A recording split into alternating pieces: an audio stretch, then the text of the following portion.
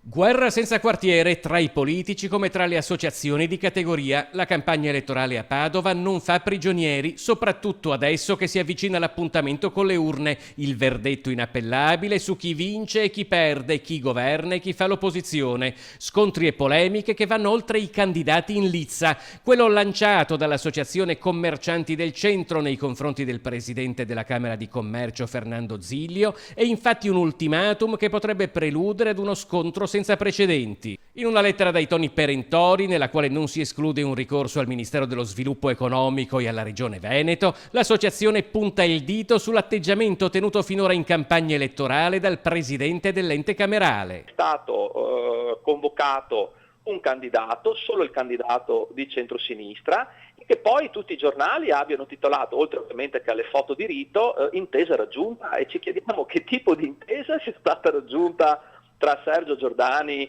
e l'ente camerale o tra Sergio Giordani e il presidente dell'ente camerale. La Camera di Commercio è un ente pubblico che rappresenta tutte le categorie economiche e tutti gli imprenditori, scrive Pellizzari. Se non sarà rispettato l'obbligo dell'imparzialità, partirà una segnalazione scritta al Ministero dello Sviluppo Economico e alla Regione Veneto. Non nascondo che, ci sono anche delle sanzioni abbastanza rilevanti per chi ovviamente non ottempera a queste indicazioni. Ci può essere o una sospensione addirittura o comunque delle sanzioni. Il Presidente della Camera di Commercio, il mandato scade nel 2018 e quindi fino al 2018 farà il Presidente della Camera di Commercio. Se non lo vuole fare non fa altro che dimettersi e fare politica.